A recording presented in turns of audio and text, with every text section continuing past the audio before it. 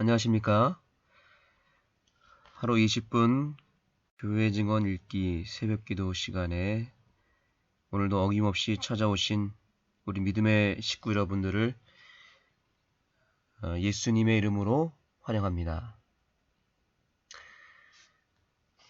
오늘 우리가 함께 읽을 본문의 말씀 가운데 몇 가지 함께 나눠야 될 말씀들을 공유하도록 하겠습니다. 교회 증언 읽은 240페이지입니다. 그리스도께서는 모든 것을 요구하신다. 만일 그분께서 그보다 적게 요구하신다면 그런 수준에 이르게 하고자 치러진 그분의 희생은 너무도 비싸고 큰 것이었다. 이 구절의 요지는 우리 주님은 그분의 사랑의 속성 자체가 올인하시는 분이시라는 것을 우리는 깨달아야 됩니다. 성경에 기록된 사랑의 여러 개념들이 있습니다. 그런데 하나님과 관련돼서 특별히 예수님과 관련되어 쓰여진 사랑이라고 하는 단어는 아가페라는 단어를 사용합니다. 이 아가페 사랑을 우리가 모르는 분이 없을 것입니다. 하나님의 사랑은 아가페 사랑인데 그 아가페 사랑의 뜻이 뭐냐면 올인하다라는 의미입니다. 남김없이 다 드린다, 다 바쳤다라는 뜻이죠. 하나님께서 우리를 사랑하시되 그분은 적당히 사랑하시는 분이 아니라 모든 것을 다 주시는 사랑입니다. 그래서 요한복음 3장 16절에 하나님이 세상을 이처럼 사랑하사 했을 때 그 사랑이 모든 것을 다 주시는 사랑인데 그 근거가 뭐냐면 이처럼 사랑하사 독생자를 주셨으니 라고 되어 있습니다. 하나님께서 우리에게 모든 것을 주셨다라고 말하면서 그분의 하나밖에 없는 아들 독생자 예수를 우리를 위해서 주셨다라고 말씀하십니다. 하나님에게 있어서 가장 귀한 존재, 그분에게 있어서 전부가 되는 존재는 누구냐면 바로 아들 하나님, 바로 예수 그리스도이십니다. 그리고 또한 성령 하나님이십니다. 이 삼위 하나님이 서로가 서로에게 종속되어 있고 또한 서로가 삼위 하나님이 동일한 수준의 서로가 서로에게 전부가 됩니다. 그래서 아버지 하나님에게 있어서 아들 하나님은 전부입니다. 또 아들 하나님에게 있어서 성령 하나님은 전부입니다. 또 성령 하나님에게 있어서 아버지 하나님이 또 아들 하나님이 전부가 되십니다. 마치 부부가 남편이 또 혹은 아내가 서로에게 전부가 되는 것처럼 또 그 부부로부터 태어난 자식이 그들에게 있어서 가장 소중한 존재가 되고 전부가 되는 것처럼 아버지 하나님에게 있어서 아들 하나님과 성령 하나님은 전부가 되십니다.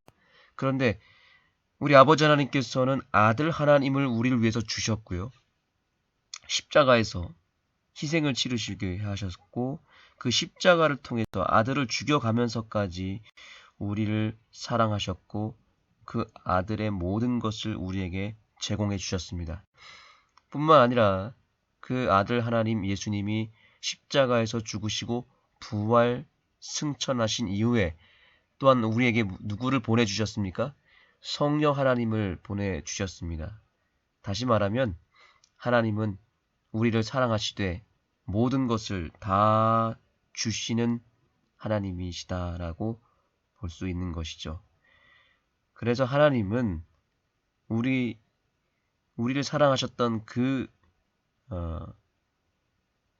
그와 같이 똑같이 우리에게도 모든 것을 요구하신다라고 말하고 있습니다. 우리가 하나님을 사랑하되 우리도 하나님을 위해서 모든 것을 바칠 수 있어야 되고, 특별히 우리의 존재 자체를, 전부를, 또 우리의 자아를 다 예수님께 드릴 수 있어야 된다는 것입니다. 바로 그것을 얘기하는 것이죠. 우리 하나님께서 우리에게 모든 것을 주셨던 것처럼 우리도 하나님을 위해서 모든 것을 다 바쳐야 된다는 것입니다. 중요한 것은 우리가 하나님께 바치면 바칠수록 모든 것을 드릴 때 또한 하나님은 우리에게 모든 것을 또한 다시 제공해 주신다는 사실이죠. 우리가 적게 바치면 적게 복을 받습니다. 적당히 드리면 하나님도 역시 적당히 주십니다.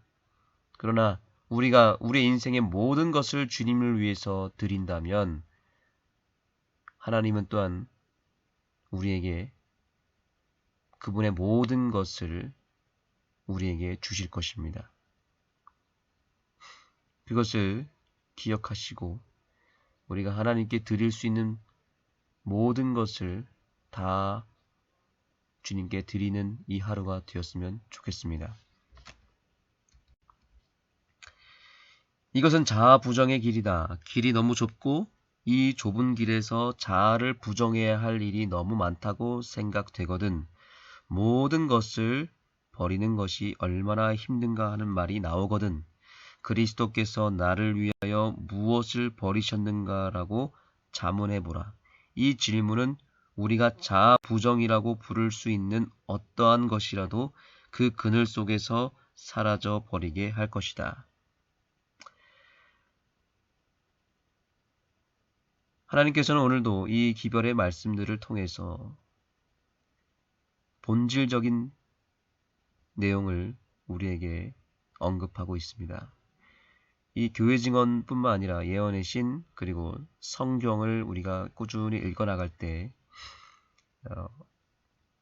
하나님께서는 아주 그 사상의 중심 가운데 흐르고 있는 메시지가 있습니다. 그것은 우리의 자아를 죽이는 일, 그리고 자아를 주님께 드리는 일, 이것을 계속 강조한다는 것이죠. 교회 증언 계속 읽다 보면은 우리의 자아가 죽고 그 자아를 주님께 바치는 일이 매우 중요하고 그것이 신앙의 본질이라는 것을 주기적으로 강조하고 있습니다. 예언의 신 전체에 흐르는 관통입니다. 또한 성경에 흐르는 관통입니다. 심지어 사단도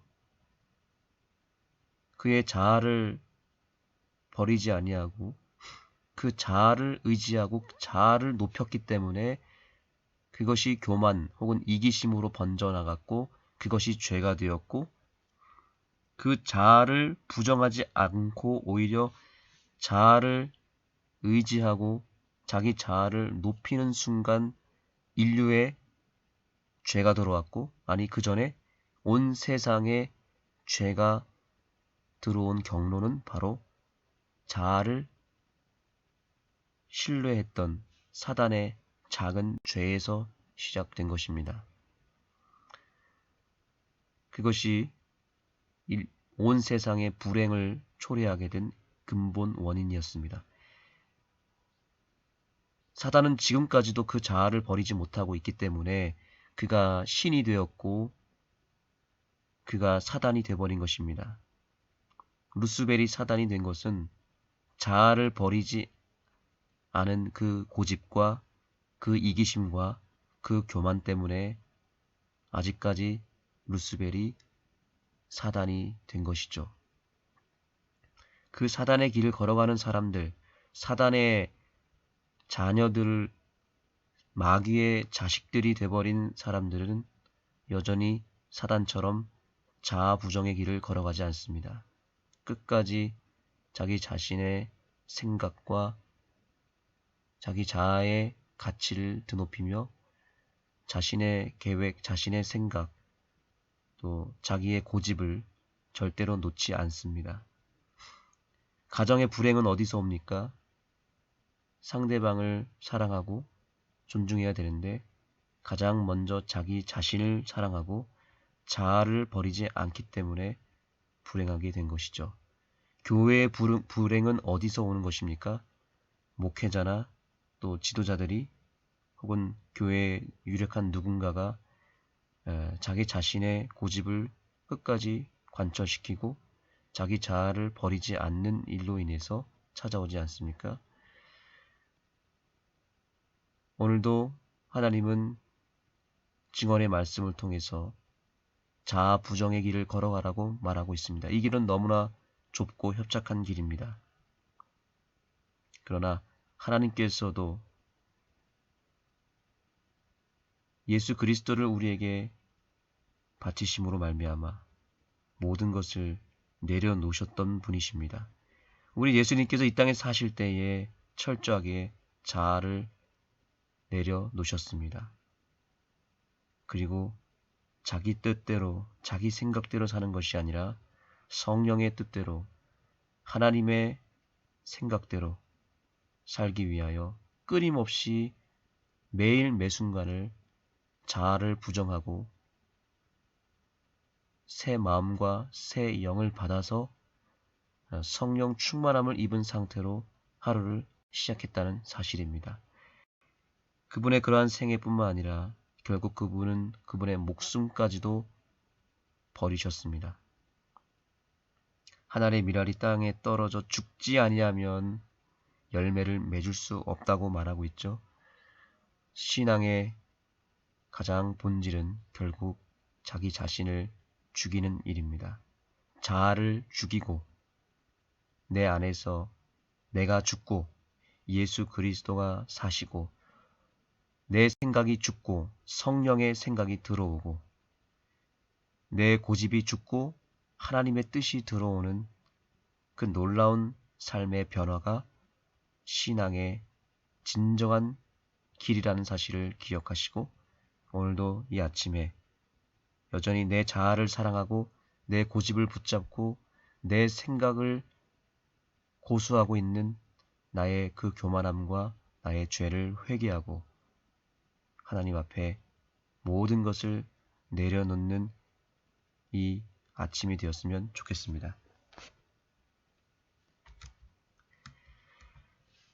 교회 증언 1권 241페이지입니다. 거룩한 책에 빛을 비춰주고 그 책을 연구하고자 하는 욕망과 열성을 일으켜주는 독서는 위험하지 않고 유익하다. 오늘 본문 가운데 독서의 위험성에 대해서 설명하는 구절이 나옵니다. 거기에 보면은 세상의 여러 책들, 특별히 소설책이나 또 여러 세상의 사상이 담겨져 있는 여러 책들을 읽는 것은 참으로 위험한 것이라고 말하고 있습니다. 그런데 거룩한 책, 즉 성경에 빛을 비춰주고 그 책을 연구하고자 하는 욕망과 열성을 일으켜주는 독서는 유익하다고 말하고 있습니다. 이것을 잘 우리가 해석해야 됩니다. 세상에 많은 책들이 있습니다. 여러 종류의 책이 있습니다. 인문학 또는 역사책, 철학책, 또 자기계발책, 소설 등 여러 종류의 책들이 도서관이나 서점에 가면 끊임없이 쏟아져 나옵니다. 정말 많은 책들이 이 세상에 풍성하게 차고 넘칠 만큼 책이 많이 있습니다. 그런데 우리가 그러한 책들을 읽을 때 잘 분별도 해야 되겠지만 그 책을 읽어 나갈 때에 거기서 나타나는 사상과 또 그 책의 메시지를 우리가 잘 묵상할 뿐만 아니라 그것을 성경의 메시지와 일치하는지를 확인하고 또한 일치시킬 수 있는 독서력이 필요합니다. 정말 영적인 사람들은 어떤 책을 읽어도 이것이 성경의 사상을 뒷받침해주는 근거들을 찾고요. 또한 어떤 책을 읽든지 그것을 잘 해석하고 묵상해서 성경의 사상과 연결시키는 그런 기술을 가진 독서가들이 있습니다. 우리 재림교회 성도들도 그러한 능력을 소유해야 됩니다. 우리가 절대로 극단적으로 치우치지 말아야 되는데 성경 이외에 어떤 것도 읽지 말라는 얘기가 아닙니다. 성경을 기본적으로 읽어 나갈 뿐만 아니라 그 기초 위에, 성경의 기초 위에 세상의 여러 가지 책들을 통해서 또한 그 사상을 극대화시킬 필요가 있습니다. 특별히 인문학 같은 경우 우리가 정말 잘 읽을 필요가 있습니다. 그 속에 담겨져 있는 여러 가지 사상들을 성경 메시지와 연결시키게만 하면 우리는 세상 사람들에게 복음을 증거할 때 매우 효과적인 도구로 사용할 수 있습니다. 그러므로 여러분들이 책을 읽는 것은 참으로 중요하기 때문에 그 책을 읽을 때에 기본적으로 성경이라고 하는 책의 그 사상을 벗어나지 않는 범위에서 열심히 읽으시기 바랍니다. 또한 엘렌 화이트는 예언의 신을 쓸 때 이 책은 절대로 성경을 능가하는 책이 아니며 성경을 앞설 수 없다라고 말했습니다. 오로지 이 예언의 신은 작은 빛에 불과하고 큰 빛은 바로 성경이고 유일한 빛은 성경인데 예언의 신은 그저 그 성경이라고 하는 큰 빛을 향하여 인도하는 작은 빛에 불과하다라고 말하고 있습니다. 그러므로 예언의 신을 우리가 읽을 때에도 성경을 더 읽고 싶어하는 욕망이 일어나야 되고 여기 구절 그대로입니다. 성경을 읽고자 하는 욕망과 열성이 일어나야 되고 또한 절대로 성경을 앞서서는 안 된다는 것을 명심하시기 바랍니다. 어떠한 경우 예언의 신을 너무 신봉한 나머지 성경보다도 예언의 신을 더 신봉하고 성경은 전혀 읽지 않으면서 예언의 신을 너무 많이 읽어서 예언의 신이 마치 성경처럼 아니 성경보다 더 거룩하고 중요한 책으로 여기는 경우가 있습니다. 오늘 이 새벽에 우리가 교회 증언을 읽는 것도 자칫 잘못하면 정말 위험한 일이 될 수 있다는 것을 기억하셔야 됩니다. 절대로 성경을 앞서서는 안 됩니다. 우리가 이 교회 증언을 읽고 나서 오히려 더 성경을 향하여 나아가야 됩니다.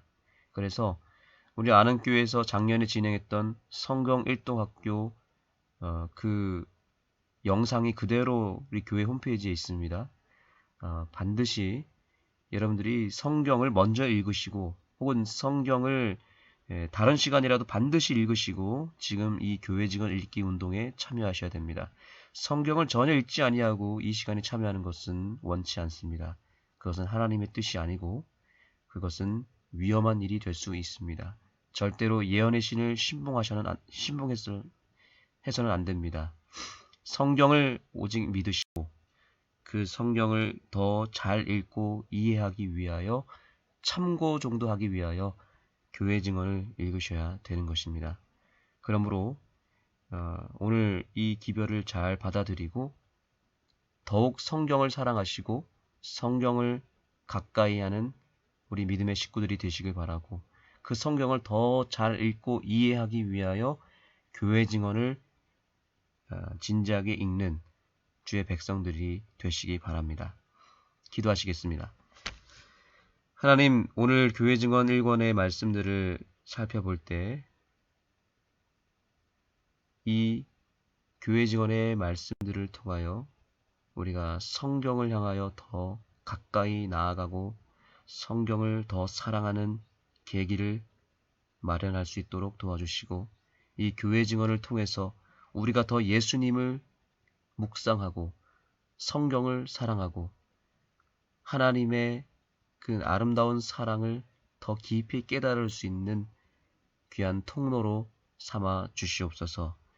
무엇보다 오늘도 우리가 이 기별의 말씀들을 통해서 우리의 그 자아를 과감하게 내려놓고 죽일 수 있는 믿음을 허락해 주시고 내 자아가 죽고 예수님의 그 능력이 성령의 충만함이 내 마음을 가득 채울 수 있는 이 아침이 될 수 있도록 도와주시옵소서. 예수님의 이름으로 간절히 기도드립니다. 짐이 무겁지만 그 짐을 져줌으로 도와주는 자들이 적던 당시에 무거운 짐을 지고 수고한 일꾼들을 하나님께서는 귀히 보신다. 그대가 그들을 비난하거나 그들에 대하여 불평할까 조심하라. 그렇게 하면 분명히 심판을 받게 되고 번영케 하시는 하나님의 손길이 그대와 함께 하지 않으실 것이기 때문이다. 가장 경험이 적고 책임에 대한 것은 전혀 느끼지 않고 현대 진리의 사업을 발전시키기 위하여 거의 일하지 않거나 전혀 일하지 않으며 배틀크릭의 문제를 알지 못한 몇 형제들이 거기서 진행되는 사업의 관리에서 결함을 찾아내고자 하는 첫 번째 사람들이다.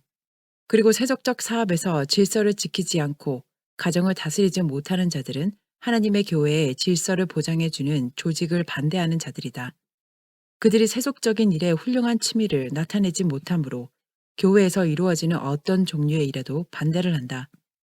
그런 사람들은 교회의 업무에서 발언권을 가져서는 안 된다. 그들의 영향은 다른 사람들에게 전혀 미치지 않게 되어야 한다. 49장 완전한 헌신. 친애하는 K 부부에게 마지막 이상에서 나는 그대들의 가정에 대한 것을 보았다. 주님께서는 그대들에 대하여 자비의 마음을 가지고 계시며 그대들이 그분을 버리지 않는 한 그분께서는 그대들을 버리지 않으실 것이다. LC와 MC는 미지근한 상태에 놓여 있다. 그들은 각성하여 구원을 위하여 노력해야 한다. 그렇지 않으면 영생을 얻지 못할 것이다. 그들은 개인적 책임을 느끼고 스스로의 경험을 가져야 한다. 그들은 다른 무엇보다도 하나님의 백성들과 교제하기를 좋아하고 그 길을 택하게 해주며 영적 사물을 사랑하지 않는 자들과 분리시켜줄 하나님의 성령이 마음속에 역사할 필요가 있다. 예수님은 완전한 희생, 전적인 헌신을 요구하신다. 엘스와 MC여, 그대들은 하나님께서 완전한 애정을 요구하신다는 것을 깨닫지 못하였다. 그대들은 거룩한 신앙 고백을 했으나 일반적 공헌자들의 생기 없는 수준까지 떨어져 버렸다. 그대들은 그대들이 고백하는 거룩한 진리를 존중하지 않는 젊은이들과 사귀기를 좋아한다. 그대는 그대들과 사귀는 자들과 비슷하게 보였고 어떤 사람의 비난도 받지 않고 모든 사람과 어울리게 하는 그런 신앙으로 만족해왔다. 그리스도께서는 모든 것을 요구하신다. 만일 그분께서 그보다 적게 요구하신다면 그런 수준에 이르게 하고자 치러진 그분의 희생은 너무도 비싸고 큰 것이었다. 우리의 거룩한 믿음은 분리라고 외친다. 우리는 세상을 닮거나 무관심하고 죽은 상태에 놓인 신앙 고백자들을 본받아서는 안 된다. 너희는 오직 마음을 새롭게 함으로 변화를 받으라. 로마서 12장 2절. 이것은 자아 부정의 길이다. 길이 너무 좁고 이 좁은 길에서 자아를 부정해야 할 일이 너무 많다고 생각되거든. 모든 것을 버리는 것이 얼마나 힘든가 하는 말이 나오거든. 그리스도께서 나를 위하여 무엇을 버리셨는가라고 자문해보라. 이 질문은 우리가 자아부정이라고 부를 수 있는 어떠한 것이라도 그 그늘 속에서 사라져버리게 할 것이다. 동산에서 큰 핏방울 같은 땀을 흘리시는 그분을 바라보라. 한 천사가 하나님의 아들에게 힘을 주기 위하여 보냄을 받는다. 재판정으로 따라가서 성남 폭도들에게 조롱과 조소와 모욕을 당하고 계신 그분을 보라. 낡은 자색 왕복을 입으신 그분을 바라보라. 야비한 희롱과 잔인한 조롱을 들어보라. 그 거룩한 이마에 가시 면류관을 씌우고 갈대로 쳐서 가시가 그분의 관자놀이를 꿰뚫고 들어가 그 거룩한 이마에서 피가 흐르게 하는 자들을 보라. 하나님의 아들의 피를 달라고 열광적으로 부르짖고 있는 그 살기 등등한 무리들의 음성을 들어보라. 마침내 그분은 그들의 손에 넘겨지고 그들은 창백하고 연약하고 피로에 지친 그 고상한 순환자를 십자가의 형장으로 끌고 간다. 그분께서 나무로 된 십자가 위에 양손을 펼치시자 못은 부드러운 그분의 손과 발을 뚫고 들어간다. 마침내 천사들도 그 무서운 장면을 보지 않기 위하여 얼굴을 가리우고 태양도 쳐다보지 않기 위하여 그 빛을 가리우는 그 고통의 시간에 십자가에 달려 계신 그분을 바라보라. 이 모든 것을 생각해보고 우리가 가는 길이 너무 좁은가 자문해보라. 아니다. 결코 좁지 않다. 나누어진 반신반의의 생애에서 그대들은 의심과 흑암을 발견하게 될 것이다. 그대들은 신앙의 위로뿐만 아니라 세상이 주는 평안도 누릴 수 없다. 사단의 게으른 안락 의자에 앉지 말고 일어나서 그대들이 도달하는 것이 특권으로 되어 있는 높은 표준에 이르기 위하여 노력하라. 그리스도를 위하여 모든 것을 버리는 것은 복된 특권이다. 다른 사람들의 생애를 보고 그들을 본받음으로 더 이상 높이 향상하지 못하는 신세가 되지 말라. 그대에게는 유일하게 참되고 거짓 없는 모본이 있다. 오직 예수님만을 따르는 것이 안전하다. 다른 사람들이 영적 나태자의 길을 따라갈지라도 그대들은 그들을 떠나서 고상한 그리스도인 품성을 향하여 전진해 가고자 결심하라. 하늘을 위하여 품성을 형성하라. 그대의 위치에서 졸고 있지 말라. 성실하고 진실하게 그대들의 영혼을 취급하라. 그대들은 그대들의 영성을 파괴할 위험이 있는 악에 빠져 있다. 그것은 거룩한 성경에 대한 매력과 흥미를 잠식해 버릴 것이다. 그것은 어떤 면에서나 하나님을 섬기는데 바쳐지는 마음에 유익한 영향을 주지 못하는 소설과 이야기와 그 밖의 다른 독서를 좋아하게 한다. 그것은 거짓되고 불건전한 흥분을 자아내고 상상력을 들뜨게 하고 마음을 유용한 일에 부적합하게 만들고 어떤 영적 활동에서도 자격을 잃게 한다. 그것은 심령을 기도와 영적 사물을 사랑하는 일에서 떠나게 한다. 거룩한 책에 빛을 비춰주고 그 책을 연구하고자 하는 욕망과 열성을 일으켜주는 독서는 위험하지 않고 유익하다. 그대들이 거룩한 성경책에서 눈을 돌려 신앙의 죽음을 가져다 주는 흥분적인 책들만 주목하고 있는 사실이 나에게 제시되었다. 그대들이 더 자주 그리고 더 부지런히 성경을 숙독하면 할수록 성경은 더욱 아름답게 나타나고 경박한 독서를 더욱 싫어하게 될 것이다. 성경은 매일 연구하면 거룩하게 하는 가마를 마음에 받게 될 것이다. 그대는 하늘의 분위기를 호흡하게 될 것이다. 이 귀중한 책을 그대의 마음에 묶어두라. 그리하면 그것이 친구가 되고 어려울 때 안내가 된다는 것이 입증될 것이다. 그대들은 생애에서 성취하기를 바라는 목표가 있다. 그대들은 얼마나 꾸준하고 참을성 있게 그 목표에 도달하기 위하여 노력해 왔는가.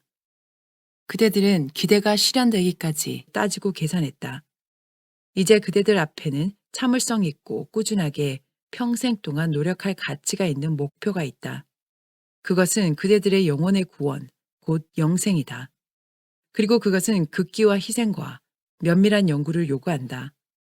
그대들은 세련되고 순결해져야 한다. 그들은 하나님의 영의 구원의 가마가 부족하다. 그대들은 친구들과 어울리며 그리스도의 이름을 부르게 된 것을 잊어버린다. 그대들은 그들처럼 행동하고 옷을 입는다. K 자매여, 나는 그대에게 할 일이 있음을 보았다. 그대는 교만에 대하여 죽고 그대의 온 관심을 진리에 기울여야 한다. 그대의 영원한 복리는 지금 그대가 따르고 있는 길에 좌우된다. 영생을 얻으려면 그대는 영생을 위하여 살고 자아를 부인해야 한다. 세상에서 나와서 분리되라. 그대의 생애는 절제와 경성과 기도로 특징 지어져야 한다. 천사들은 품성의 개발을 지켜보고 도덕적 가치를 달아보고 있다. 우리의 모든 말과 행동은 하나님 앞에서 조사를 받고 있다. 그것은 두렵고 엄숙한 시간이다. 영생의 소망이 빈약한 기초 위에 세워져서는 안 된다. 그것은 하나님과 그대 자신의 영혼 사이에서 해결되어야 한다. 어떤 사람들은 그들 스스로의 마음을 철저하게 살피는 수고를 하지 않고 다른 사람들의 판단과 경험에 의존하고 하나님의 영의 증거나 그들이 간합되었다는 증거 없이 몇 달, 몇 해를 지나게 될 것이다. 그들은 스스로를 속인다. 그들은 막연한 희망은 가지고 있으나 그리스도인으로서의 필수적 자격은 갖추지 못했다. 먼저 마음을 철저히 살피는 일이 있어야 한다. 그리하면 그들의 태도는 그리스도를 진실하게 따르는 자들의 특징이 되고 고상하고 훌륭한 품성을 갖추게 될 것이다. 우리의 믿음을 실천하는 데는 도덕적 용기와 노력이 필요하다. 하나님의 백성들은 독특하다. 그들의 정신은 세상의 정신과 가마에 섞일 수 없다. 그대는 그리스도인의 이름을 지니고 있으면서 그 이름에 합당치 못한 자가 되기를 원치 아니한다. 그대는 공업만으로 예수님을 만나기를 원치 아니한다. 그대는 그처럼 중요한 일에 있어서 속임 당하기를 원치 아니한다. 그대의 소망의 근거를 철저하게 살펴보라. 그대 자신의 영혼을 진실하게 취급하라. 막연한 소망은 그대를 구원하지 못할 것이다. 그대는 그 값을 헤아려 보았는가? 아마 헤아려 보지 못한 것 같다. 이제 그대는 대가가 어떠하든지 간에 그리스도를 따르기로 결심하라. 그대는 거룩한 사물에 전혀 유의하지 않는 자들과 사귀면서 동시에 그리스도를 따를 수 없다. 그대의 정신은 마치 기름이 물과 섞일 수 없는 것처럼 그들의 정신과 섞일 수 없다. 하나님의 자녀가 되고 그리스도와 함께 후사가 되는 것은 놀라운 일이다. 이것이 그대의 특권이므로 그대는 그리스도의 고난에 동참하는 것도 이해하게 될 것이다. 하나님은 마음을 보신다. 나는 그대가 하나님을 열렬하게 찾고 그대의 경건의 표준을 좀 더 높여야 할 것을 보았다. 그렇지 않으면 그대는 분명히 영생을 얻지 못할 것이다. 그대는 화이자매가 이것을 보았는가 라고 질문할 것이다. 분명히 보았다. 나는 내게 주어진 인상을 그대 앞에 제시하고 그대에게 나타내고자 노력해왔다. 주님께서 도와주셔서 그대가 조심하기를 바란다. 사랑하는 형제자매여, 그대들의 자녀를 열심히 돌보라. 세상의 정신과 영향은 참된 그리스도인이 되고자 하는 모든 욕망을 그대의 마음속에서 파괴하고 있다. 거룩한 사물에 대하여 아무런 관심도 가지고 있지 않은 젊은 친구들로부터 그들을 분리시키기 위하여 그대의 영향력을 발휘하라. 마침내 하늘을 얻으려면 그들은 희생을 해야 한다. 50장 개인적 경험 1866년 9월 20일에 나의 넷째 아이 존 허버트 화이트이 태어났다. 그가 태어난 지 3주일이 되었을 때 나의 남편은 여행을 떠나는 것이 의무임을 느꼈다. 러프보로 형제는 서쪽으로, 나의 남편은 동쪽으로 가도록 총회에서 결정되었다. 그들이 떠나기 며칠 전에 나의 남편은 마음속으로 크게 상심하게 되었다. 한때 그는 여행을 포기해야 할 것으로 생각했다. 그러나 그는 그렇게 하기를 두려워했다. 그는 무엇인가 할 일이 있는 것을 느꼈지만 흑암의 구름에 갇혀버렸다. 그는 쉴 수도 잠을 잘 수도 없었다. 그의 마음은 계속적으로 동요되고 있었다. 그는 자신의 마음의 상태를 러프보로 형제와 코넬 형제에게 말하고 주님의 지시를 받기 위하여 그들과 함께 머리를 숙였다. 그러자 구름은 흩어지고 밝은 빛이 비쳤다. 나의 남편은 주님의 영이 그를 서쪽으로, 러프보로 형제를 동쪽으로 가도록 지시하고 계신 줄로 느꼈다. 이 일 후에 그들은 그들의 의무를 분명히 느끼고 거기에 따라 행동했다. 남편이 떠나간 후에 우리는 주님께서 그를 도와주고 강하게 해 주시도록 기도하고 그분께서 그와 함께 가신다는 보증을 얻었다. 그가 위스콘시주 마우스톤을 방문하기로 된 약 일주일 전에 우리는 쥐 자매에게서 출판에 관한 편지를 받았는데 그것은 주님께서 그에게 이상을 주었다는 사연이었다. 그 내용을 읽었을 때 우리는 고민하게 되었다. 우리는 그 이상이 올바른 근원에서 나온 것이 아님을 알았기 때문이다. 나의 남편은 마우스톤에서 어떤 일이 그를 기다리고 있는지 전혀 알지 못했기 때문에 우리는 그가 준비되지 않은 상태에서 광신을 맞게 되어 마음으로 낙심하는 영향을 받게 될 것을 두려워했다. 우리가 초기의 경험에서 그런 사건을 너무 많이 겪었고 무법하고 제어하기 어려운 정신 때문에 너무 많은 고통을 겪어왔기 때문에 우리는 그런 일을 당하기를 무서워했다. 나는 배틀크릭에 있는 교회에 남편을 위하여 기도해달라는 요청을 하고 우리의 가족 재단에서도 그를 위하여 열렬하게 주님을 찾았다. 통회하는 마음과 많은 눈물로써 우리는 떨리는 우리의 믿음을 하나님의 약속에 굳게 붙들어 매고자 노력했다. 그리하여 우리는 하나님께서 우리의 기도를 들으시고 나의 남편 곁에 서셔서 그에게 권고와 지혜를 주실 것이라는 증거를 얻었다. 윌리가 안식일 학교에서 외울 성경절을 외우게 해주고자 찾는 중에 다음의 구절이 눈에 띄었다. 여호와는 선하시며 환난 날에 산성이시라. 그는 자기에게 의뢰하는 자들을 아시느니라. 나훔 1장 7절. 나는 이 말씀을 보고 울 수밖에 없었다. 그것은 너무도 적절한 말씀처럼 보였다. 나의 마음속에 있는 모든 부담은 위스콘신에 있는 남편과 교회를 위한 것이었다. 나의 남편은 위스콘신에 있는 동안 하나님의 축복을 깨달았다. 주님은 그에게 있어서 환난 날의 산성이셨고 그곳에서 거친 광신을 대항하여 결정적인 증언을 할 동안 거둬주시는 그분의 영을 통하여 그를 도와주셨다. 위스콘신주 맥포트에 있는 동안 나의 남편은 다음과 같은 편지를 보냈다. 나는 집에 있는 누군가가 평안하지 못한가 염려됩니다. 나는 어린 아기에 대하여 그 같은 생각을 갖게 되었습니다. 집에 있는 가족을 위하여 기도드리고 있는 동안 그는 아이가 몹시 앓고 있다는 육감을 갖게 되었다. 그 어린 아기는 얼굴과 머리가 무섭게 부어오른 채 그의 앞에 누워 있는 것처럼 보였다. 내가 그 편지를 받았을 때 그 아기는 평상시와 같이 건강했었다. 그러나 다음날 아침에 그는 몹시 앓게 되었다. 그것은 얼굴과 머리에 생긴 심한 단독이었다. 나의 남편이 일리노이주 라운드 그로브 근처에 있는 위크 형제의 집에 도착했을 때 그는 아이의 병을 알려주는 전보를 받았다.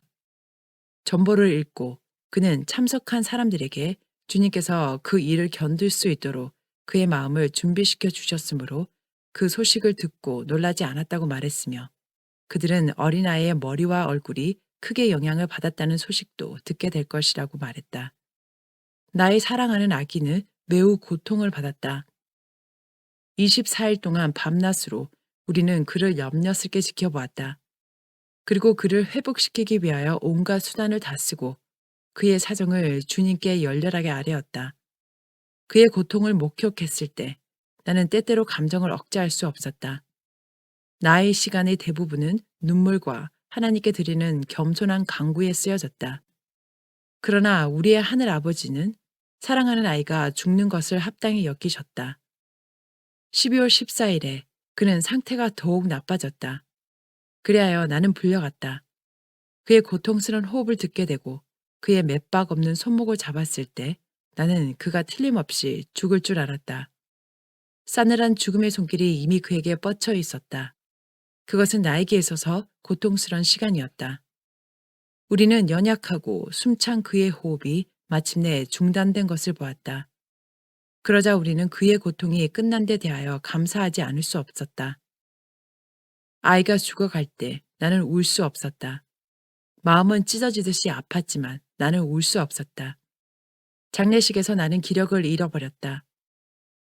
너프보로 형제가 장례식을 집례해 주지 못해서 우리는 실망했다. 그리하여 나의 남편이 그에게 그때 사람이 가득 모인 집에서 이야기했다. 우리는 오크힐 공동 묘지까지 우리의 어린 아기를 따라갔다. 그는 그곳에서 생명의 시여자가 나오셔서 무덤의 문을 열고 그를 불멸의 몸으로 나오도록 부르실 때까지 쉬게 되었다. 우리가 장례식에서 돌아왔을 때 나의 가정은 쓸쓸한 것처럼 느껴졌다. 나는 하나님의 뜻을 받아들였지만 실망과 우울이 나를 둘러쌌다. 우리는 지난 여름의 실망을 듣고 일어설 수 없었다. 하나님의 백성들의 상태를 생각할 때 우리는 무엇을 기대해야 할지 몰랐다. 사단은 사업에 있어서 우리와 밀접히 관련되어 있던 몇 사람들의 마음을 지배해왔다. 심지어 우리의 사명을 잘 알고 우리의 활동의 결과를 목격하고 하나님의 능력이 빈번히 나타나는 것을 보았을 뿐 아니라 그 영향력을 몸소 느낀 자들까지도 그렇게 해왔다. 그렇다면 우리가 장래에 무엇을 바랄 수 있을 것인가? 아이가 살아있는 동안 나는 나의 의무를 이해한 것으로 생각했다. 나는 아기를 가슴에 안고 최소한 한 겨울 동안 어떤 큰 책임에서 벗어날 수 있을 것으로 기뻐하였다. 왜냐하면 갓난아기를 데리고 겨울에 여행하는 것이 나의 의무가 될 수 없었기 때문이다. 그러나 그가 내게서 떠나가자 나는 다시 큰 어려움 가운데 빠졌다. 하나님의 사업과 그분의 백성들의 상태는 거의 나를 짓눌러 버렸다. 우리의 행복은 언제나 하나님의 사업의 상태에 좌우된다. 하나님의 백성들이 번영하는 상태에 놓여 있으면 우리는 마음 편안하게 생각한다. 그러나 그들이 배교하고 그들 사이에 불화가 존재하면 아무것도 우리를 즐겁게 할 수 없다. 우리의 모든 관심과 생애는 셋째 천사의 기별의 시작과 발전에 관련되어 왔다. 우리는 그 기별과 연결되어 왔으므로 그 사업이 번영하지 못하며 마음의 큰 고통을 경험하게 된다. 그쯤에 나의 남편은 과거를 돌아보고 거의 모든 사람에 대한 신임을 잃어버렸다. 그가 친하게 지내고자 애써온 자들 중 많은 사람들이 원수의 편에서 활동했다. 그리고 그의 가마력을 통하여 그리고 그의 빈약한 지갑에서 가장 많은 도움을 받은 어떤 사람들은 그를 해치고 그에게 무거운 짐을 지워주기 위하여 계속해서 노력하고 있었다. 어느 안식일 아침에 그가 예배 장소로 가고자 할 때 너무도 압도적으로 불공평한 생각이 그에게 밀려왔으므로 회중들이 그를 기다리고 있는 동안 그는 돌아서서 큰 소리로 울었다.